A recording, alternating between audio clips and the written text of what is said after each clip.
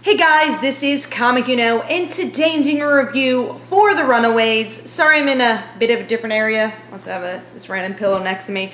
But let's start talking about this episode, the third to last episode of the season. And with this one, it's definitely more about the parents. And we get a little bit more drama with the kids in the end, but the parents have to deal with the aftermath of Victor getting shot, and also Chase having to deal with it too. But the parents especially, and they're trying to keep secrets from everybody, and in the end, Jonah finds out, because he's the real one that people have to keep a secret from, and he says, well, Victor is probably the most important person in the Pride for me to survive, and the duties of the Pride, so one of you guys are gonna die, and pretty much all fingers point to Victor's wife, and she's pretty much ready to die after her son is mentioned to die. So we get to see Nico's father is the one who wants to sacrifice himself, but Tina still loves him and uses the staff to destroy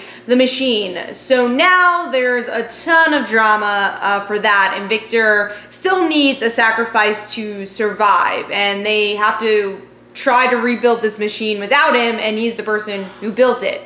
And then the drama with the Runaways is that obviously Chase cares for his father, you see this, and doesn't want his father to die, and Alex is able to unlock the code for the video that's on the laptop that can prove that their parents are villains, and Chase decides to destroy it.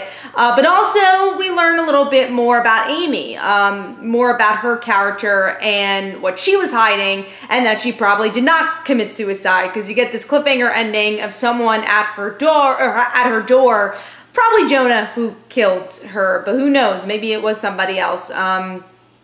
But a pretty intense episode, and weirdly enough, funny episode. I like the way that they were pointing fingers at who was going to go into the box, and in a way, even though it was a really intense scene, they made it funny, where Dale's kind of holding a gun at everybody. It's like, no, you go into the box, you go into the box. So that was surprisingly funny in the episode. Now, of course, as the Runaways show, I personally wanted a little bit more from the kids, but since this isn't a penultimate episode, I still felt like, okay, it's fine to kind of see the parents, but hopefully in the last two episodes we get a little bit more from the kids. But I do feel like the kids are kind of flip-flopping in this episode, especially Chase, which is weird but makes sense for this narrative. And again, hopefully we get to a little bit more interactions between the kids in general. I did like that Molly finds something too when she kind of shakes the VHS tape and saying, what is this? You know, obviously she hasn't seen one. So we are getting clues, hopefully, to get closer, finding out who the Pride is, who Jonah is especially,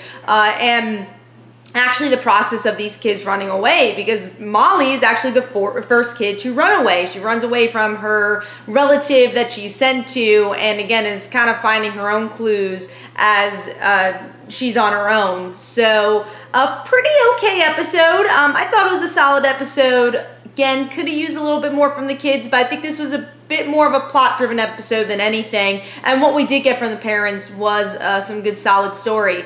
And of course, next week I will review the next episode of The Runaways. I can't believe we're heading towards the end, but hopefully you guys enjoyed. This is Comic Uno. Don't forget to follow me on Twitter. Don't forget to like my Facebook page. Also, description below, there are links to my comic book, Like Father, Like Daughter. And don't forget to like the Facebook page of Like Father, Like Daughter. And I'll see you guys later. Bye.